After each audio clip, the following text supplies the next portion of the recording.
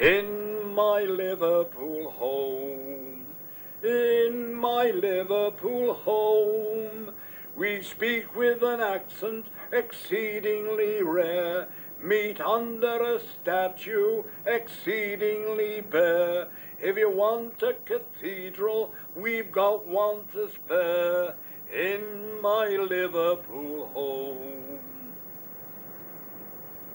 I'm a pensioner, and I'm 84 years of age, and for 47 years I worked in the flour mill in Birkenhead, Joseph Franks, and I went right through the mill, working in the warehouse first, then in the mill, and from the mill I went on to transport.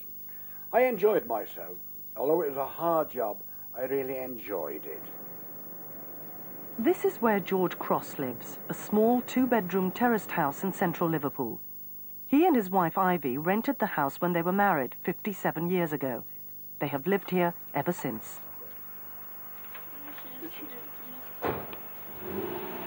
When I retired, I got a little pension from the flour mill where I worked. And then, of course, I got the state pension. We get along quite well. There are more than 10 million pensioners in the United Kingdom, people who have reached the retirement age of 65 for men and 60 for women. George and Ivy get £95 7 each week. They pay £29 for rent and taxes, £12 for cooking, heating and light, £10 for other expenses, and £30 for food. George also runs an old car with his small pension from the flour mill. I managed to go on holidays every year since I retired by saving up. We have a number of people from our church and other churches, and they pay weekly what they can afford, when they like and how they like. And as I say, it's like a family. We meet together on a Tuesday, what we call a coffee morning, and talk about holidays as well, you know. We take about 50 people a year on holiday to various places. We let them choose where they want to go. And we've had some really good holidays. Next year we hope to be going into Bournemouth, places where we've been before, and everybody enjoys it. George belongs to the United Reformed Church in Liverpool, and his life centres on church activities. Ever since I was about 18 years of age, I used to attend a mission hall, and they had quite a good choir. We had about 8 or 9 men in it, young men, and I joined a choir then, and that was when I was about 18. And then they have another choir called the Festival Praise Choir, formed from various members of other churches, and I was asked to join that. And we sing on Easter and autumn time and also Christmas time, going various places as a choir. We go to Wales. Last year we went to Wales and other places, and next year we hope to go to various places in Wales singing again. So my life's completely filled with things like that, you know.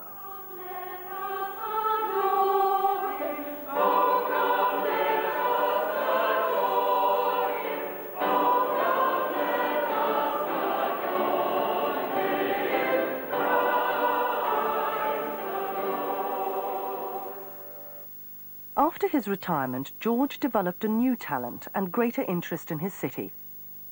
As a kind of a lay preacher, and my life was being filled with that, really. And then a church I attended, they asked me, one of the ladies asked me, would I paint the word rummage sale? Well, I couldn't very well say I can't spell rummage, otherwise that would be letting the old school down. So I just said I didn't have any paints. And a chap standing by me, he said, well, I've got some paints you can have. And so I painted the word rummage sale. And then it was a case of what to do with the paints afterwards. And so one day I got in a car and I went sat outside a church and started painting this church. Anyway, after I'd finished the painting, I found out then that I had a flair for painting.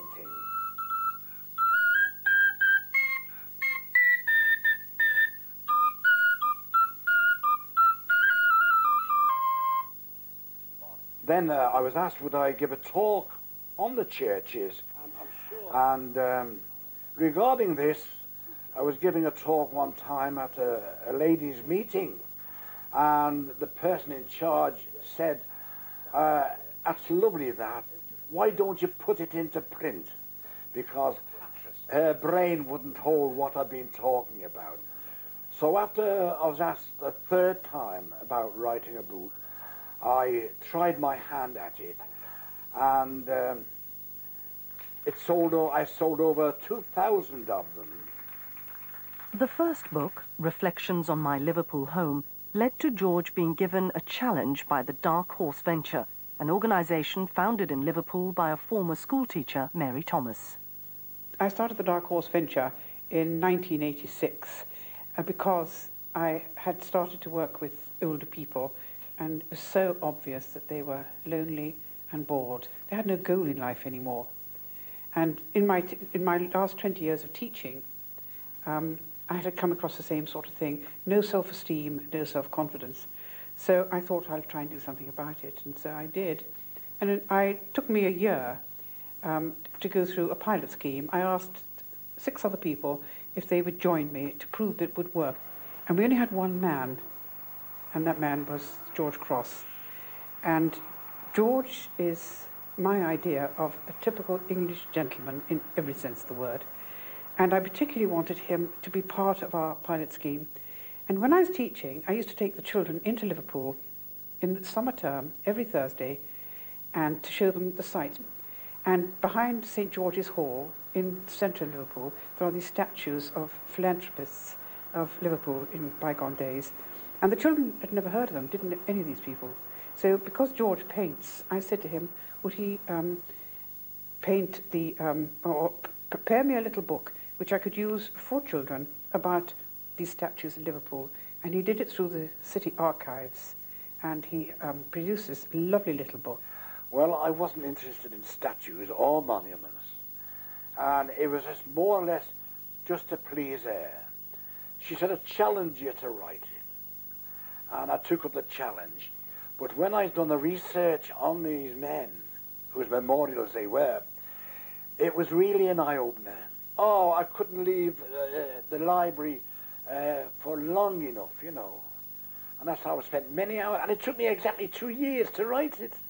Mary Thomas was delighted with it. George is a non-smoker. He doesn't drink alcohol and tries to lead a good and useful life. But he does admit to one shortcoming.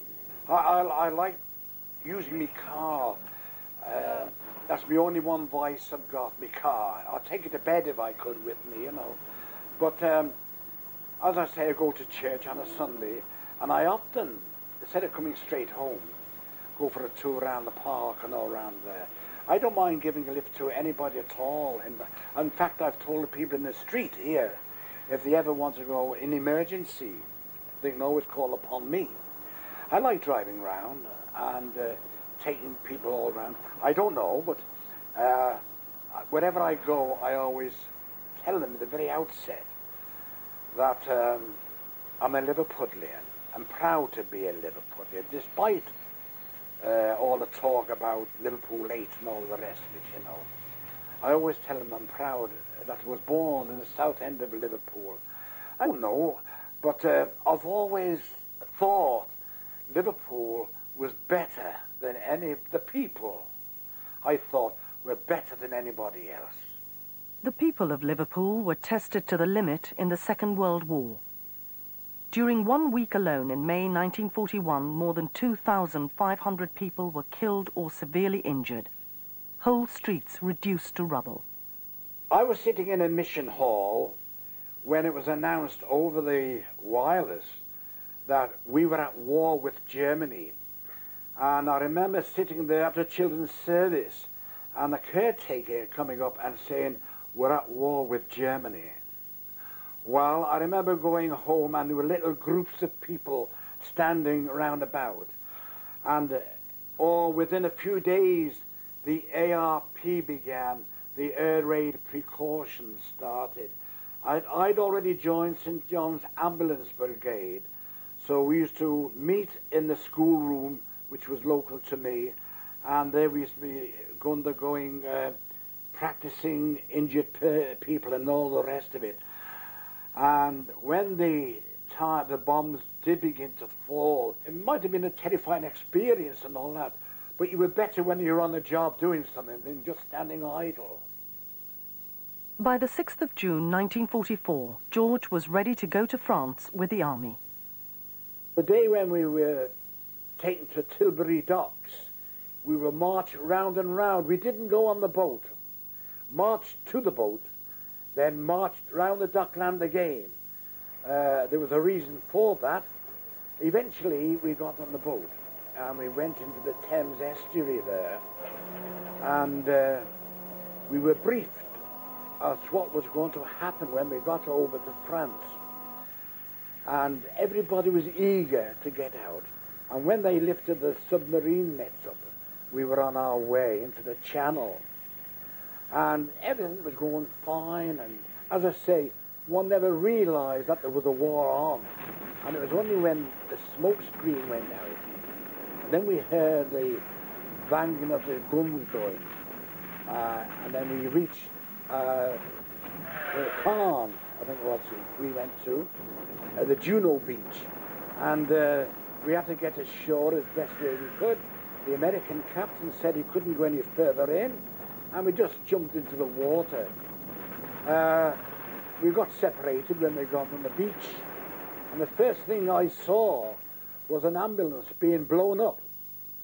Even then, I didn't realise the danger. Really speaking, and looking back, I've spoken to other men regarding this, I wouldn't have missed it for all the tea in China. Coming back all right myself, you know, but it was a wonderful experience, if you can call it wonderful. As I say, I loved excitement, still do.